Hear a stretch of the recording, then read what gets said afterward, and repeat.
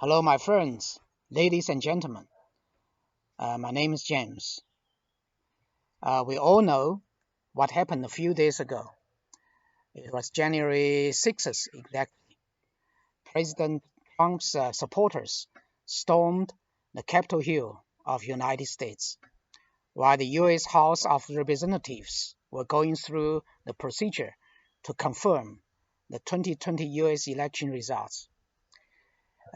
During which 4 protesters and 1 policeman were killed in a conflict. With a series of titles given to it or self-claimed, like a beacon of democracy and freedom, or the fortress on the hill, or the leader of the free world, or master of the planet Earth, or indispensable leadership of human race, so on and so forth. The United States have been going through microscope and receiving, justifiably so, plenty of ridicules and criticism from all over the world, be it coming from their allies or foes, political elites, or ordinary folks like you and me. So on the 7th of this year, that's a couple of days ago, the New China TV published a video clip titled China Calls for Peace, Stability, Security After U.S. Capitol Riots. And it generated about over 41,000 views, in which our Foreign Ministry spokeswoman, Hua Chunying, says China hopes the people in the U.S. can enjoy peace, stability, and security at the earliest after supporters of the outgoing President Donald Trump stormed the U.S. Capitol. At the bottom, I left a comment to express my sarcasm as I did so to many other news clips. It reads as following. The first sentence is Chinese. 老子今天通体畅快. Following this sentence is English. What good for the goose is good for the gander. I am touched to the bones. I love American democracy and freedom. What a beautiful sight to behold. We shall all call upon nations in the world to send in troops to help American people to uphold democracy and freedom. Hey guys, don't give up your human rights. We Chinese people, like all others in the world, are firmly behind you. Ha ha ha. So that's my comment. And such comment generated most positive responses and understandably some rebukes. Of those rebukes, the following comments from one American dude with the nickname of Cheese Toast, posted about 6 hours ago, seem to be quite typical of those from that neck of the woods. By that neck of the woods, I mean United States and other Western nations. It reads like this, quote, at least we have freedom and democracy along with human rights. Your government dictatorship censors everything. And another quote, I love our freedom and democracies too. Then another quote, oh wait, you haven't heard of Tiananmen Square because your government censors it.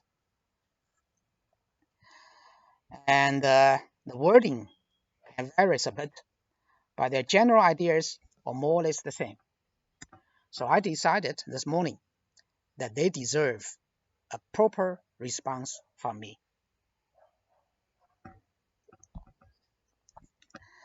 And instead of posting written messages to counter each one of them individually and laboriously, I think it would be better to make this video to answer them in totality and once and for all.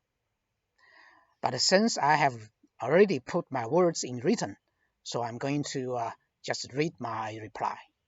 Here it is. Let me answer your response in totality. First of all, USA has never been a democracy, has never given its people the real freedom since day one. Fact checked.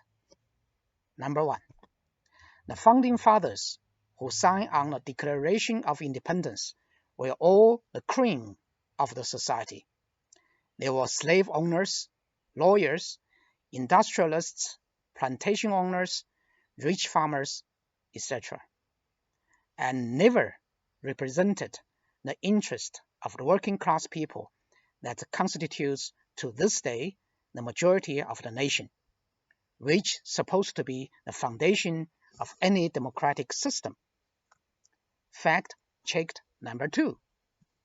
Today's America has actually lived up to the vision of those founding fathers, having formed the greatest asymmetry in the whole world of wealth distribution in favor of the 1% super rich and powerful against the 99% of the ordinary American people who are struggling to make ends meet.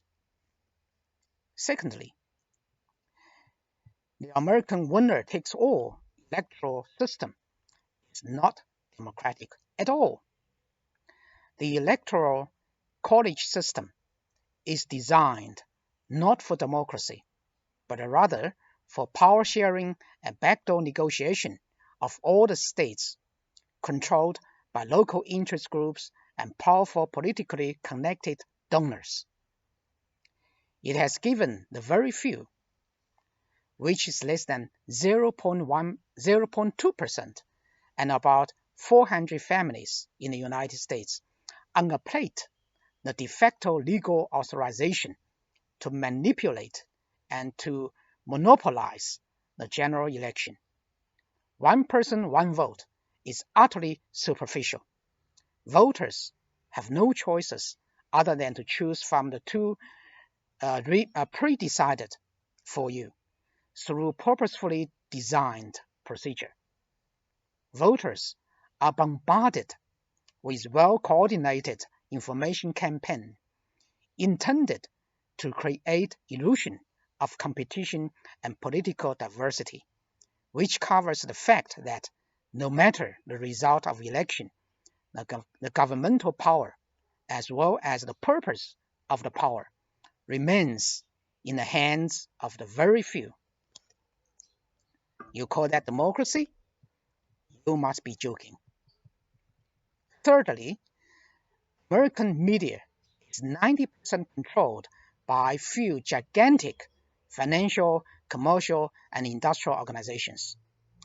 The remaining 10% is shared by the other smaller, more locally oriented conglomerates. Altogether, they join hands to uphold the existing system, mostly beneficial to them, to fend off perceived threat from other international competitors by slandering, spreading rumors against them, to insulate and brainwash American people to make sure American people live a life of mushroom, being kept in the dark and fed with shit.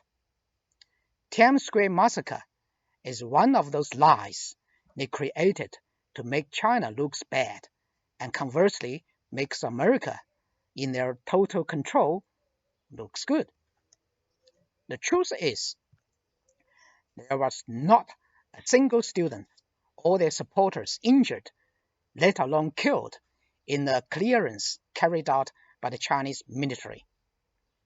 Why I know it? Because I was there, on the outskirts of Tiananmen Square, and at the meantime, my younger brother, who was one of the hunger-striking students, and later on sent to hospital, was inside the square at that fateful night, or let's say fateful early morning. That was June 4th, 1989. You don't have to believe me, but you can search the internet, including YouTube channel for hundreds, if not thousands of videos and articles and news pieces to show you what really happened, not only during that night, but also the whole 1989 so-called democratic movement. I personally was arrested and thrown to jail. I eventually lost my job due to my participation in the demonstration. Finally, let me give you one famous saying from none other than one of the greatest American presidents, Abraham Lincoln. You can fool all the people some of the time, some of the people all the time, but you cannot fool all the people all the time. So my final advice to this American dude by name of Cheese Toast: please, at least, don't try to fool yourself. That's my message for today.